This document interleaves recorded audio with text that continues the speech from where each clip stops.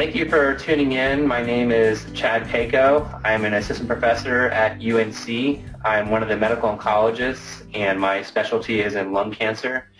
This presentation is going to cover lung squamous carcinoma, and I titled it Lung Squamous Cancer 201. And I didn't want it just to be a general talk on lung squamous, and that's because, as you see as we go through this talk, we've learned a great deal about this type of lung cancer over the past few years. And I want to make sure that you as patients or caregivers are very informed, especially as you see your oncologist. So this first slide basically shows how important cancer is in terms of health in the United States. Still, heart disease makes up the #1 cause of death in the United States. However, as you can see, cancer is a very close 23%. And so it's the #2 cause of death in the United States, and it's projected that within the next decade, this is going to change, so that cancer will be the #1 cause of death in the United States, and heart disease will become #2. It's not because we haven't made great strides in cancer care, but the cardiologists have also made a great difference, and heart disease is now on the decline. This slide probably better captures how significant a problem lung cancer is, though.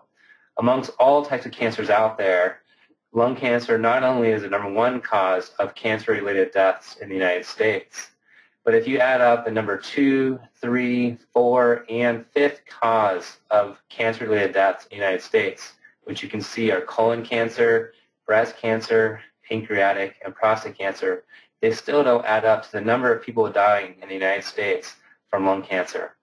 It's not only a problem in the United States, it's also #1 cancer killer throughout the world. And so lung cancer is a major problem in our healthcare. And so what I'm going to do is now focus more specifically on lung squamous carcinoma. Now this slide shows a lot of information, and it may be more than you wanted to know, but I want to make sure that you understand a great deal, because this slide has an important role in pretty much my everyday practice. And some of the information on this slide, some of it may be interesting to you, but some of it may also be very important to you in terms of knowing how are you being managed by your medical oncologist, possibly the lung cancer surgeon, or the radiation oncologist. This slide basically depicts a great deal of how we think about our patients and also how we treat them. On the left side of the screen, what you're looking at here is essentially your windpipe, the trachea. This is the main tube that comes down into your lungs, and it splits into both sides, and that's what goes into both sides of your lungs. So this diagram basically shows the left bronchus, we call it the left mainstem bronchus, and that's going into your left lung. As you can see, it's kind of like branches of a tree. It splits and gets smaller as it goes. And essentially, as we come down, you see it splitting numerous different times and getting smaller and smaller. And it finally gets down to the very bottom. And this right here represents your alveoli. This is where gas exchange takes place. So this is how your body gets oxygen and also how it gets rid of CO2. That's probably a lot more than you wanted to know, but let me tell you why that's important for you to understand. So lung cancer has changed over the years. Over really the past 4 to 5 decades, the incidence, and I have in parentheses the different incidence of different types of lung cancer, has actually changed. It's swapped. So lung squamous carcinoma, which is the cancer I'm going to really discuss more in detail from here on, used to be the most common. We used to see this about 40 to 50% of the time. And as you can see, that's changed. Now it's about 25 to 35% of our patients get this kind of lung cancer. Nowadays, what we see is more adenocarcinoma. This seems like a lot of detail, but the distinction is important, and it has a lot to do with how we treat patients. And so I want to make sure it's understood what the difference is and why it's relevant to you. We think the reason why this has changed over the past few decades is actually because of filtered cigarettes. In the past, what we saw is more squamous carcinoma, and that really occurs in this region. As you can imagine, before filtered cigarettes, a lot of the carcinogens and the tar and different deposits when someone would smoke would get deposited up here in these airways, higher up. And so that's where we think led to the cause of squamous carcinoma, as well as a rarer subtype called small cell lung cancer. Because of the filtered cigarettes, we think it actually created more of a fine particle. And when patients would inhale the more fine particles, it would actually allow the carcinogens to get deeper down into the airways, and it would lead to adenocarcinomas instead. And so we think over the past few decades, the reason why we're seeing more of this kind of lung cancer is because of filtered cigarettes. One other point I'm going to make about that, and I will talk some about smoking, is that we almost exclusively see this type of lung cancer, small cell lung cancer, and squamous cell carcinoma from smokers. You may have heard of people who get lung cancer, but they never smoked. That almost exclusively refers to adenocarcinoma, this type of lung cancer. I will talk more about that, and that's important. The reason why I emphasize that is not so much to focus on the smoking, but to focus on that important fact that if you're being told you have small cell lung cancer or squamous cell carcinoma and you never smoked, or there was not very much smoking in your past, then that should raise a red flag that perhaps it's a wrong diagnosis. So I'm spending some time on this slide because this slide is incredibly important. I have a lot of patients that come to me from outside hospitals, and when I look at their pathology, the patient may have been called small cell lung cancer or squamous cell carcinoma. However, it doesn't make sense because they did a very small amount of workup or analysis of the tissue to be able to make that decision. So there's a few other finer details I'm putting here and here to help you understand the main ways in which we make this distinction. The first one is called morphology. What does the tumor actually look like? So pathologists will look at the tumor and see what kind of patterns. It's really a pattern recognition to help us decide, is this small cell? Is it squamous cell carcinoma? Is it adenocarcinoma? Now, you might look at these pictures and think, I can't make sense of any of that, or they all look very different. Well, that's because these are textbook pictures, and these are sort of the classic examples. But many times we can look at the morphology, the appearance of the tumor, and really have a hard time distinguishing between the two. And so we do certain stains of proteins. And so squamous cell carcinoma classically should stain for cytokeratin 7, P63, and not for TTF1. Adenocarcinoma also stains for cytokeratin 7, but it does not stain for P63, and instead it does stain for TTF1. The reason why that's important is because you can ask your oncologist, how do you know I have lung squamous cell carcinoma? Or how do you know I have adenocarcinoma? Now, that might seem like you're being annoying, but it's an important question because that may have a lot to do with how you're being treated. These stains will be on the pathology report, and so you should be able to see these stains and see that if you're being told you have squamous cell carcinoma, it should have P63 staining, and it should not have TTF1. These are important stains to do, and if they're not done, sometimes I will ask the pathologist to do them. Now, this is as complex as I'm going to get with this talk, and it looks like way more information than you came for, but it's extremely important because this will have a lot to do with how the care is delivered. So I am going to talk some about molecular profiling. This is really something we did not talk about really up until about 5 to 7 years ago, and really more specifically for adenocarcinoma. But really, up until the past couple years, we didn't really think about molecular profiling until the past 2 years for squamous cell carcinoma. Now let me explain a little bit about what that means, molecular profiling. I'll go back to my prior slide, and I'll just say that essentially this is as simple as a GOT, or perhaps as complicated as a GOT. We never really looked beyond just what does the cell look like and what proteins stain up until the past couple years where we started actually looking at the DNA. So when I say molecular profiling, and specifically referring to the DNA within the tumor. So what we're able to do nowadays is take a patient's blood, analyze the DNA that you were born with, and then take the DNA from the tumor and analyze the differences. And what we've learned over the past 5 years, that the tumors are growing for very different reasons. And so what you're seeing now is, in the past, how we used to think of what's called non-small cell lung cancer, which makes up about 85% of lung cancer. In the past, really past 5 years, we would just split this up into either adenocarcinoma, as I discussed, or squamous cell carcinoma. There are some rare subtypes, but we won't focus on that. About 5 to 7 years ago, we started focusing more on adenocarcinoma, and we really started learning a lot about what makes adenocarcinoma grow. And as I mentioned, when you hear about patients that never smoked and get lung cancer, it's really referring to this type of lung cancer. And what we've learned, and we call this a pie chart, is that you can break down the incidence of these different types of molecular changes into different slices of pie. So you can see this big slice here in blue is unknown. And so there's still a lot that we do not know about what makes adenocarcinoma grow. But there's a lot of things that we do know.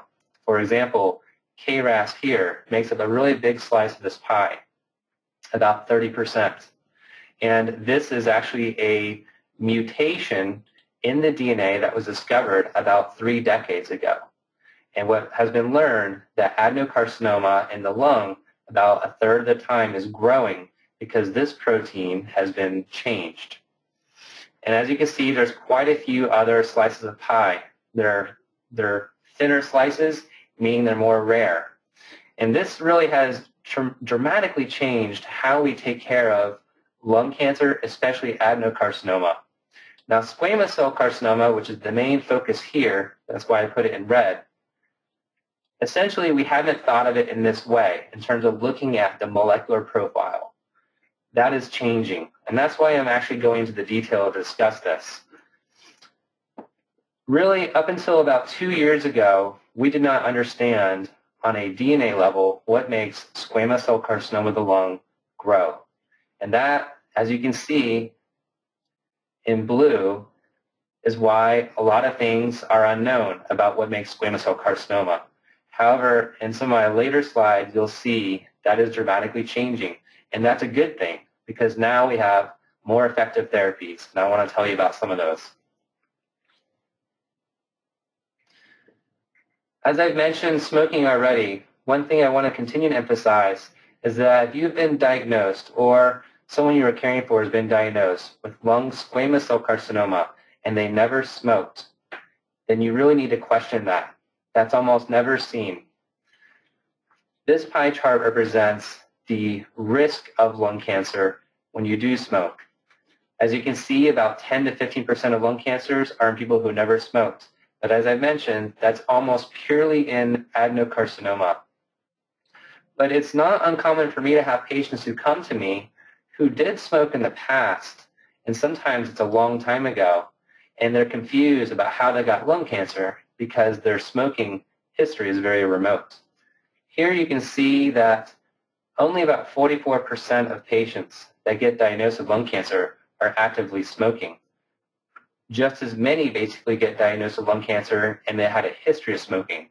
Now sometimes it's in the past year or a couple years ago when they quit smoking, but I have seen patients, even with lung squamous carcinoma, who quit smoking sometimes 15, 20 years ago. Now, as I've said, it's possible to get lung squamous from smoking many years ago, but that usually does create some suspicion in my mind. Is this truly lung squamous carcinoma? A long time ago from when they last smoked, when it's something like 10 or 15 or 20 years. And that will certainly make me go back to the pathology report, see what is it about the appearance of the tumor that made them say squamous cell carcinoma? What is it about the protein staining? Was it P63 positive, TTF1 negative, cytokeratin 7 positive? These are things that you can ask yourself. You can look at the pathology report and see, does this line up? And that may make a dramatic difference in the treatment. There are other causes of lung cancer, and I want to go through these relatively briefly. And the reason why I say relatively briefly is because that's probably more relevant to some of the other types of lung cancer. One that I'm going to mention is radon gas, and I'll show you a map on the next slide about the distribution of radon gas throughout our country. But it is known, and this is a growing knowledge, mostly through information from Europe, that shows that radon gas exposure can actually lead to lung cancer. One thing I will mention, though, is that currently it's unclear whether this leads to squamous carcinoma.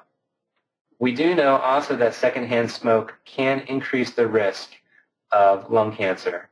Some of my patients state that they had quit smoking 15 or 20 years ago, but they also have been exposed to a lot of secondhand smoke. And so we do know that that is a risk factor. One of the areas that we have learned that to be the case is in flight attendants. Back in the 60s and 70s, they were exposed to a lot of smoke on airline flights when it used to be legal to smoke. And some of these, unfortunately, led to lung cancer. Different things such as diesel fumes or genetic susceptibility are areas that we're still learning. We don't know how much of a risk that creates for lung squamous cancer. However, radiation therapy can increase the risk of lung squamous cancer. Now, when I say radiation therapy, that really refers to radiation treatment for another cancer. And so the time this may be more relevant is if the patient was either a child or an adolescent and they were being treated for a different type of cancer. If that radiation passed through the lungs, then there is an increased risk of lung cancer and notably lung squamous carcinoma. Cooking fumes, we've learned that, especially in developing countries such as in China, can lead to an increased risk of lung cancer. And there are some other common causes, one classic one being asbestos. Now this just shows a map of the distribution of radon exposure throughout the United States. And as you can see in the top of the map, near the northern states, is where there's a higher incidence or potential incidence of exposure to radon gas. And there are numerous companies that actually provide either very affordable or even free radon gas assessments in your home. And so you can order these tests, conduct them yourself, or have a service do it for you to get a sense of what level of radon exposure are you having in your home. A common question that I'm asked in my clinic is, okay, now I have lung cancer. Does it matter if I'm still smoking? And the answer is always yes. The reason is because we have actual information showing that if you quit smoking, you have a better chance of living. What this is actually showing is time from quitting smoking, whether it's less than 5 years, 5 to 10 years, 10 to 15, and so forth. And essentially what you're seeing in this black dot is the more time you get away from smoking, the better chance you have of surviving. And that's specifically referring to patients with lung cancer. And so this essentially tells you that even within a couple years of not smoking, after being diagnosed with lung cancer, you have a better chance of surviving. There's many reasons for this, and an important one is actually it helps you with your treatment. When patients are actively smoking, they're at increased risk of having pneumonia, increased risk of having poor oxygen circulation, and they're also at increased risk of side effects from treatment, especially with radiation. And so we always advise the patients to quit smoking once they're diagnosed with lung cancer, and we do a lot of things to try and help them with that. And so we aggressively counsel them, but we also try and help them with either nicotine patches or other modes of smoking cessation. And it's a common question that I'll bring up each time I see my patients to see how they're doing. We recognize, especially as lung cancer doctors, how addictive nicotine can be. We also recognize how hard it is to quit smoking. We know that there's a big stigma. And really, lung cancer doctors, they recognize that no one deserves lung cancer. And we really want to try and help them get through this, not only their treatment, but also in smoking cessation. Thanks for listening. If you like and learn from our GRACEcast, you can subscribe on iTunes by just searching for the term Cancer Grace, find podcasts in the subject you want, Pick a format of audio or video, and then just click subscribe. It's that easy. And for those of you who don't want to miss any of our programs, there's even a feed for all subjects. You can also find us on YouTube at Grace for Cancer Info, and that's the number 4 in one word, Grace for Cancer Info. Finally, if you haven't been there yet, please check out our Grace website at www.cancergrace.org. And don't forget that donate button in the upper right. Our content, which helps tens of thousands of cancer patients around the world every month, is made possible by your support.